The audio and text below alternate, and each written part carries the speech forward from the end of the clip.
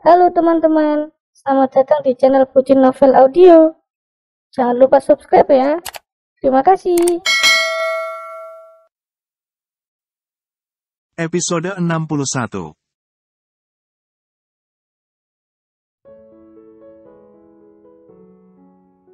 As ini wanita kadal enggak bisa diem banget. Enggak tahu apa ngeboncengin kayak gini bikin badannya lebih berat dari Septi, kesal Fajar. Fajar nyaris meminta Hani untuk duduk dengan benar. Kalau tidak duduk menyamping, paling tidak wanita kadal itu wajib menghadap ke depan agar beratnya seimbang. Namun setelah Fajar pikir lagi, kedua pilihan tadi tidak aman dan bisa membuat Hani merabanya dengan sangat leluasa. Duh, enggak kebayang, si Septi pasti heboh, batin Fajar lagi yang terus uringan. Mimpi apa ia semalam kenapa mendadak terjerat wanita kadal? Dosa apa aku? Sampai dikadalin wanita kadal begini, batin Fajar tak hentinya berkeluh kesah. Lebih kesalnya lagi, selain yang di belakang tak mau diam mirip belatung cabai, dari sebelah juga ada yang sibuk menekan klakson. Klakson motor. Hahaha, jar, segala bentuk kamu coba, seru Angga yang memang akan mengantar pesannya nugetnya. Ia sengaja memepet Fajar, membuat motor mereka melaju beriringan, dikasih yang ori, mintanya yang imitasi apa malah amit begini. Angga sampai lemas melihat tingkah yang di belakang Fajar. Sis, hadapnya jangan ke belakang. Hadapnya ke depan biar romantis. Peluknya yang erat, biar kalau Fajarnya sesak napas, bisa langsung kasih napas buatan. Mumpung belum puasa, Angga makin terpingkal karena yang di belakang Fajar, tampaknya akan langsung mengikuti solusinya. Tak tanggung, si Hani tak sampai meminta Fajar untuk berhenti lebih dulu guna mengubah posisi. Karena yang langsung Wariem itu lakukan adalah berdiri sambil teriak heboh. Angga yang makin terhibur sengaja mengabadikan momen tersebut menggunakan ponselnya. Membuat Fajar dan Hani mirip artis dadakan karena ia rekam dari belakang, samping, dan terakhir depan.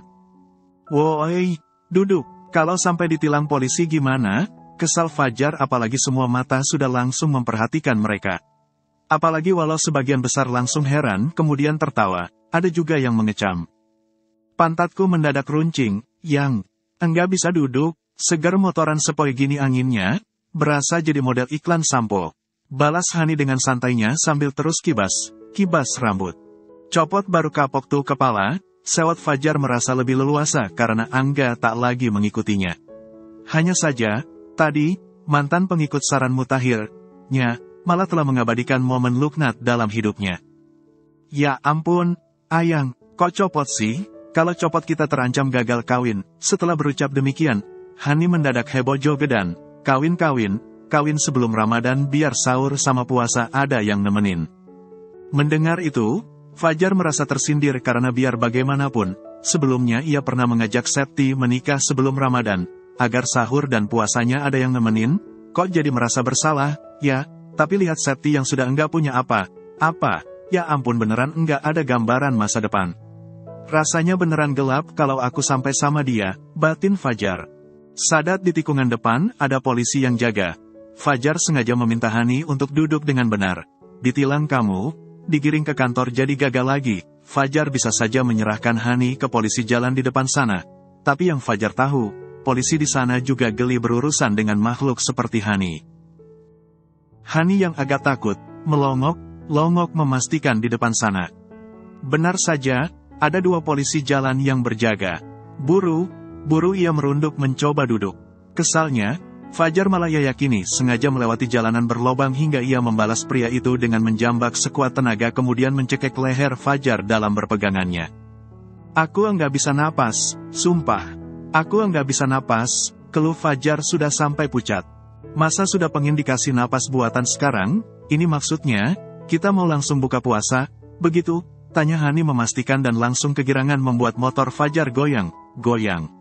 Ia yang masih berpegangan ke leher Fajar sekuat tenaga, sengaja melongok dari sebelah kiri wajah Fajar.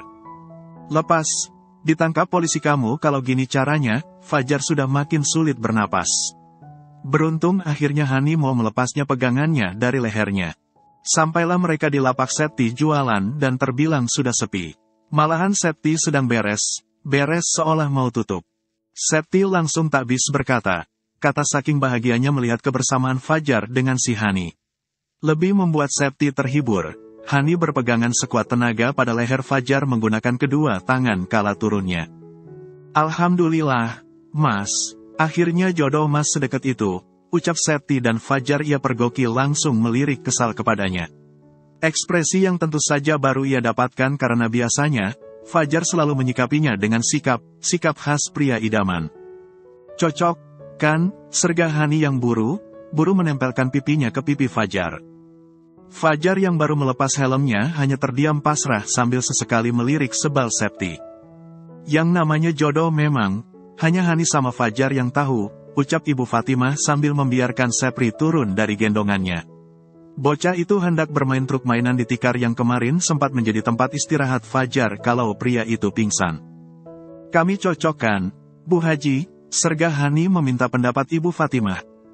Alhamdulillah cocok, jodoh kan memang cerminan diri. Mau nikah juga, Ibu Fatimah sengaja menyindir Fajar. Mau, Bu Haji, tapi kalau kami jadi nikah, aku walinya siapa? Manja Hani terus mendekap manja sebelah lengan Fajar, walau yang didekap sudah sibuk menyingkirkannya. Ya pohon pisang, memangnya siapa lagi? Balas Septi yang kemudian tertawa puas. Ah, kamu Sep, bisa saja. Mentang kami punyanya pisang. Balas Hani yang kemudian memesan 30 porsi es gepluk kepada Septi. Hah, 30 porsi? Buat apa? Banyak banget, balas Septi terheran, tapi ia tidak bisa berhenti tertawa. Memang sengaja stok, buat persiapan tempur. Balas Hani yang langsung membuat Septi tertawa histeris. Tawa histeris yang juga sampai menular kepadanya, hingga ia kelepasan tawa godamnya dan sukses membuat Septi jatuh terduduk saking bahagianya. Sekelas Ibu Fatimah saja langsung tertawa lepas, apalagi wanita itu tahu adanya hubungan dadakan antara Hani dan Fajar karena dipelopori oleh Septi. Sudahlah, kan sesuai kesepakatan, kita hanya antar kamu, Fajar mulai muak. Yang namanya antar ya kemana? Mana, Anyang? Melebihi suami dan enggak ada batas kadaluarsanya. Sekarang dan selamanya, bahasa kalbunya, jelas Hani. Enggak bisa gitu, dong. Dikiranya aku enggak ada kepentingan lain, kesal Fajar sungguh marah kepada Hani. Sudah, gini, kalian beli 30. Aku kasih bonus 5, asal kalian ikut kontes ambasador es gepluk cap gajah punya aku, ujar Septi. Dengan semangat, Hani langsung mau dan mendekap mesra Fajar untuk tersenyum ke arah kamera ponsel Septi. Sudah ya, aku mau pulang, kesal Fajar. Ya sudah Ayang, besok gampang disambung lagi, balas Hani ceria dan tak lupa meminta Fajar untuk membayarkan pesanan esnya. Kok aku yang bayar, yang makan kan kamu, protes Fajar. Kan aku makannya sendirian, sepi, enggak asyik. Kecuali kalau kamu mau nemenin aku yang bayar apapun itu. Janji, sergah Hani sambil mengangsurkan kelingking kanannya kepada Fajar. Fajar langsung diam sekaligus merenung serius. Si betina kadal ini, beneran kaya, apa cuma ngada, kok cara ngomongnya, seolah-olah dia memang kaya, tapi andai aku nekat, takutnya kayak yang lagi viral. Bukannya dapat duit, aku malah jadi almarhum, batin Fajar ngeri sendiri, meski jujur ia sangat ingin menguras kekayaan Hani. Bener, gitu, Hani kaya dan Fajar, mau. Innalillahi, refleks Kalandra yang juga langsung tersedak es teh manis di dalam mulutnya dan harusnya pria itu tenggak. Amit, Arum buru memegangi perutnya dan tak jadi meminum teh manisnya. Hahaha, serasinya, Pak Haji tertawa puas sekaligus bangga. Jabang bayi, jangan nanti si Ponga juga nyusul dan juga jadi kemayu perkasa gitu. Di petang yang hangat, semuanya sedang mengomentari foto Fajar dan Hani yang dicetak oleh Septi. Septi akan menggunakannya sebagai ambasador es gepluk miliknya. Kini, Kalandra yang sempat sangat syok berangsur tertawa. Lain lagi dengan Arum yang masih syok dengan foto Fajar dan Hani. Si Fajar beneran enggak ada kapoknya. Ya, dia itu punya banyak tanggungan yang mengharuskan dia juga banyak mengeluarkan uang. Atau memang dia yang pemalas dan ingin kaya secara instan, ucap Arum sampai mengatur napas pelan untuk beberapa kali. Untung aku enggak mendadak kontraksi. Astagfirullah, ia masih mengelus pelan perut besarnya menggunakan kedua tangan. Di hadapannya, Pak Haji yang duduk di sebelah Septi tampak menjadi orang paling bahagia atas insiden Fajar. Semua kemungkinan tadi kayaknya benar, sih, yang Kalandra masih sibuk menahan tawanya, membuat sang mama menegurnya dan memintanya untuk berhenti tertawa. Tapi saranku jangan buat ditempel di daganganmu sih, Sep. Kalaupun mau, di tempat lain saja yang enggak berkaitan sama kamu. Soalnya kan, tempat kamu itu ladang usaha kamu. Takutnya si Fajar yang matan duitan malah minta semacam komisi karena kamu sudah pakai foto dia dan Hani, sambung Arum. Pasti itu, buktinya yang begitu saja diladeni, timpal Ibu Kalsum serius 45 walau tengah menyuapi Aidan makan sore. Kedatangan Septi dan Pak Haji ke sana karena keduanya sungguh potong tumpeng untuk syukuran kandasnya hubungan Septi dengan Fajar. Tentu saja, mereka tidak hanya datang berdua karena Ibu Fatimah dan Sepri datang ke sana. Duh, padahal saya sudah beli batik baru dan Ibu Fatimah juga sudah saya belikan kebaya baru sepasang dengan batik saya, ucap Pak Haji sambil melirik malu. Malu salah satu janda idamannya itu. Mereka hanya dipisahkan oleh keberadaan Septi yang duduk di antara mereka. Ibu Fatimah sama sekali tidak terusik. Malahan, Septi yang langsung berkomentar. Pak Gede memang curang. Ke aku yang calon pengantin dibeliin kain kafan, ke mamah malah kebaya baru. Protes Septi sambil melirik sebal Pak Haji yang mulai minum es teh manisnya. Masa iya saya beli kain kafan untuk diri saya sendiri, sergah Pak Haji.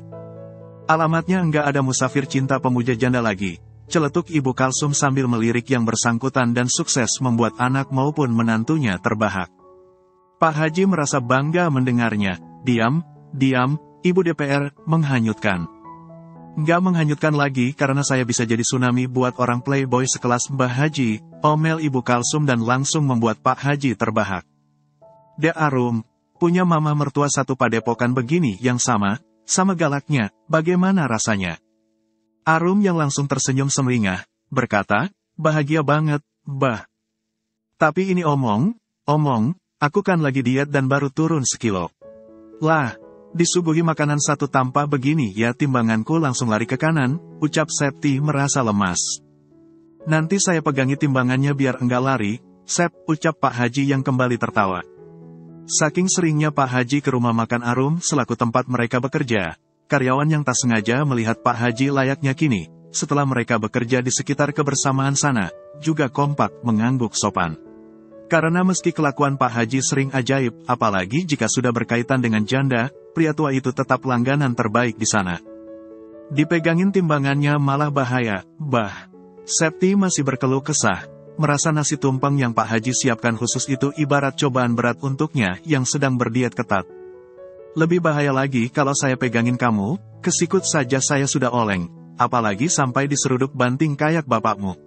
Enggak hanya stroke, pas almarhumah, Pak Haji menertawakan ucapannya sendiri, apalagi ia langsung membayangkan andai ucapannya sampai terjadi. Sudah, syukuran kok malah lawakan, tegur Kalandra yang kemudian meminum es teh manisnya dengan damai. Saya asli kesel banget ke kamu, Pak Pengacara, lanjut Pak Haji yang membenturkan salah satu telur rebus masih bercangkang dari tampah tumpeng ke keningnya. Loh, kenapa lagi? Tanya Kalandra bingung, tapi ia juga yakin, tak hanya dirinya yang bingung karena semuanya termasuk Septi dan sang mama juga. Ya, kenapa harus ada kamu di antara saya dan Dek Arum? Terkadang saya menyesak, kenapa saya biarkan kalian menikah, balas Pak Haji yang berakhir nyanyi. Kayaknya meski Mbak Arum enggak sama Pak Pengacara, Mbak Arum enggak mau sama Pak Gede. Namun andai Mbak Arum sampai mau, berarti mata Mbak Arum sudah picek alias enggak bisa lihat, komentar Septi dengan sangat jujurnya sambil mulai mengupas buah jeruk yang sudah disediakan di meja. Picek bagaimana? Jelas yang picek kamu, maunya sama si Ponga Fajar, sergah Pak Haji mengakhiri ucapannya dengan tawa lepas. Karena semuanya juga menjadi kompak tertawa dan tawa mereka semua beneran meledek kecuali sang mama yang juga tampak tak tahu, menahu, Septi pun kepo. Rasa ingin tahu yang juga membuatnya curiga ada hal fatal mengenai Fajar dan sampai belum ia ketahui. Ada apa, sih, memangnya si Fajar kenapa, kok aku sampai picek? Masa ia mau 3 bulan bersama menjalani hubungan bak dunia, hanya milik berdua rasa madu, tapi bukan Hani si madu selaku pengganti kamu. Kamu beneran enggak tahu, Pak Haji makin terpingkal. Septi menatap ngeri sang mamah karena tawa yang makin meledak di sana mengisyaratkan, memang apa yang ia khawatirkan sekaligus curigai. Benar. Jelaskan, Dek Arum, kan kamu penyebabnya. Pak Haji masih belum bisa mengakhiri tawanya. Arum yang perlahan bisa menyudahi tawanya pun menatap Septi penuh keseriusan. Ia segera menceritakan tragedi Widi yang menjadi salah satu wanita yang pernah Fajar tipu, dan membuat Arum memberi Fajar pelajaran. Yang mana dalam insiden tersebut pula, walau Arum belum sampai menggunakan taflonnya, Fajar yang jatuh dengan wajah menghantam lantai, sampai kehilangan 2 gigi bagian depan atas alias pongah.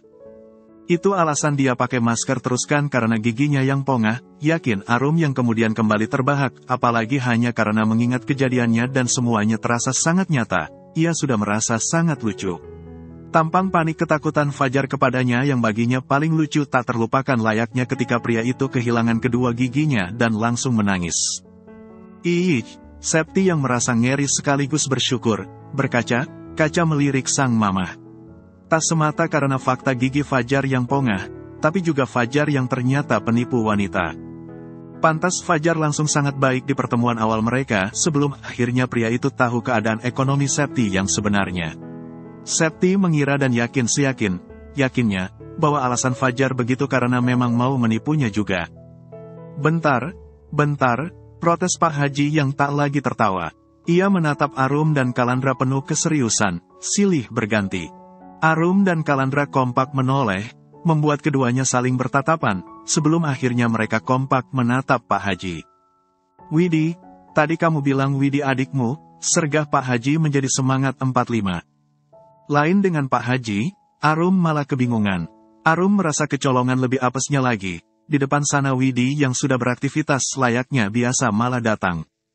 Kedatangan Widi ke rumah makan milik Arun kali ini, membuat wanita itu merasa mirip orang yang sedang tersesat.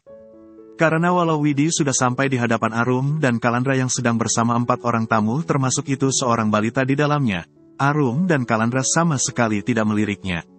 Begitu juga ketika Widi berhadapan dengan Ibu Kalsum yang sedang mengasuh sekaligus menyuapi Aidan makan, wanita itu juga sama sekali tidak sedikit pun meliriknya.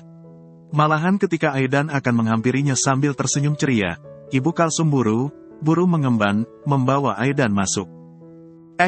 Ini aku enggak lagi ulang tahun loh. Masa mendadak dicuekin gini? Batin Widi yang merasa bersyukur, ia belum sampai menyapa siapapun di sana. Biarin saja, biar Widi pergi, biar aman, bisik Kalandra yang sengaja menempelkan sebelah wajahnya, merangkul sang istri penuh sayang dari samping. Seolah dirinya tengah pamer kemesraan. Padahal, ia dan Arum sengaja mengalihkan perhatian Pak Haji dengan berpura-pura tak kenal Widi. Keduanya terpaksa melakukannya agar Widi tetap aman dari jerat sang musafir cinta pemuja janda. Termasuk itu, alasan Ibu Kalsum sengaja mengabaikan Widi, seolah mereka memang tidak kenal, itu juga bagian dari rencana dadakan mereka. Tapi, itu Simba sudah langsung minggat, bisik Arum panik. Kalandra juga jadi ikut panik. Ia dapati, Pak Haji yang memang sudah langsung menghampiri Widi di tengah kenyataan kedua mata pria itu yang terus berbinar memandangi wajah Widi. Malahan andai tatapan memiliki efek, dari kedua mata Pak Haji pasti sudah sibuk menerbangkan hati merah kepada sosok Widi. Ya ampun nih Aki satu, berasa punya sinyal khusus buat mendeteksi janda, batin Kalandra yang sengaja berdeham keras demi mengalihkan fokus perhatian Pak Haji.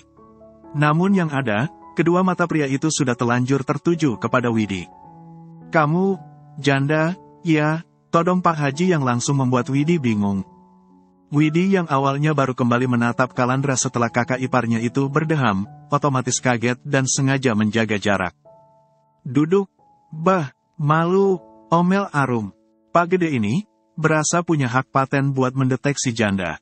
Kalau sampai tuh wanita punya suami, dan parahnya suaminya bukan orang biasa, nyaho, tegur Septi. De Arum, dia mirip kamu, ini Widi, ya, todong Pak Haji. Kalandra yang sadar dirinya bisa kena semprot Arum andai ia tidak menghalangi Pak Haji mengetahui identitas Widi, sengaja berdiri dari duduknya. Lebih kebetulannya lagi, di pintu masuk, Dr. Andri baru saja masuk sambil menggandeng sang putri. Pria itu tersenyum kepadanya sambil melambaikan tangan. Sini, todong Kalandra sambil balas melambaikan tangan. Dokter Andri yang awalnya hanya berniat menyapa, tentu tidak memiliki pilihan lain selain mendekati Kalandra dan mungkin akan sampai bergabung karena di sana juga ada Widi yang juga sampai menoleh kemudian menatapnya. Widi langsung membalas senyumnya, selain wanita berjilbab coklat itu yang juga langsung tersenyum hangat kepada Nisa. "Oh alah kalian sudah pada datang," ucap Kalandra sengaja melanjutkan sandiwara tambahannya. "Ih, nih pria kok sekeren ini sih?" batin Septi langsung degan bahkan baper, padahal baru melihat Dokter Andri yang murah senyum. Dokter Andri berdiri di sebelah Widi, membuat Nisa yang sedang menyalami Widi, berdiri di antara mereka. "Bah, kenalin ini sahabat saya sama calon istrinya," tegas Kalandra. Tak hanya Dokter Andri yang langsung kebingungan setelah mendengar ucapan Kalandra barusan. Sebab Widi yang tidak menemukan wanita lain selain dirinya yang berdiri di sebelah Dokter Andri, juga tak kalah bingung. "Ini bagaimana sih?" Pak Haji tak kalah bingung, menatap Kalandra, Arum, dan juga wajah Widi, silih berganti. Arum berangsur berdiri, memberikan tangan kanannya kepada Widi yang juga langsung disalami oleh adiknya itu dengan takzim. "Nah, bener, kamu pasti adiknya De Arum yang janda itu, kan? Nama kamu, Widi, kan?" Widi tanpa wariem, todong Pak Haji. "Ini dari tadi, mbahnya bahas janda, kenapa sih? Ada apa dengan janda?" balas Widi yang walau masih berucap lirih, tapi memang mengomel. "Ada saya sebagai pemujanya, saya pemuja janda. Kenalin, saya musafir cinta pemuja janda," tegas Pak Haji sambil mengangsurkan tangan kanannya untuk disalami Widi. Di sebelah Widi, Dokter Andri langsung mesem. "Oh, ini, Pak Haji yang musafir cinta pemuja janda itu. Ya Allah, dunia makin edan," batinnya. "Bah, mereka sudah mau menikah," tegur Kalandra yang sampai menyingkirkan tangan kanan Pak Haji dari hadapan Widi. Kemudian, Kalandra sengaja menghampiri Widi dan Dokter Andri, membimbing keduanya termasuk Nisa di dalamnya untuk menjauh dari Pak Haji. Ia sengaja berdiri di sebelah Pak Haji untuk memisahkannya dari Widi. Widi dan Dokter Andri termasuk Nisa makin bingung. "Ini ada apa sih?" Dokter Andri sengaja bertanya kepada sang sahabat sambil berbisik-bisik. Kalandra yang sempat menatap Dokter Andri nyaris kecolongan lagi lantaran Pak Haji malah diam menyelinap lari dari belakang menghampiri Widi. Beruntung, Arum sudah bergerak cepat dan membuat Widi buru duduk di bekas Arum duduk. "Gini loh, bah, ini memang adik saya, namanya Widi," tapi Arum sudah langsung menjelaskan, mencoba memberi Pak Haji pengertian, tapi ia bingung dengan apa yang harus ia ucapkan selanjutnya, hingga ia menyerahkannya kepada sang suami yang ia tatap dan memang langsung mengambil alih. "Tapi Widi sudah mau nikah sama teman saya, namanya Andri, dia ini dokter," jelas Kalandra. Widi yang tidak merasa apa yang dibahas Kalandra nyata, berusaha protes, tapi sang kakak malah mendadak membekap mulutnya, membuatnya kesulitan bicara. "Kal," ucap Dokter Andri yang mendadak merasa tidak nyaman dengan keadaan di sana. "Hah, mereka sudah mau menikah? Padahal aku sudah ngarep, kalau sampai aku kurus, aku bakalan deketin dia, apalagi dia dokter." Tapi sudah sama si Widi adiknya Mbak Arum, batin Septi belum apa sudah patah hati. "Bantu bentar, soalnya nih musafir cinta pemuja janda sangat bahaya. Yang ada Widi bisa langsung dia nikahin paksa sama dia. Makanya kamu diam saja," tegas Kalandra berbisik kepada Dokter Andri. Tentu Dokter Andri langsung khawatir, apalagi ia tahu betul keadaan Widi. Baru juga calon, sebelum janur kuning melengkung, ya. Bahkan kalau sudah melengkung, tuh janur bisa dilurusin. Mau dibonding atau malas mutuing, gampang, ucap Pak Haji tak mau menerima penolakan. Bersambung dulu ya teman-teman.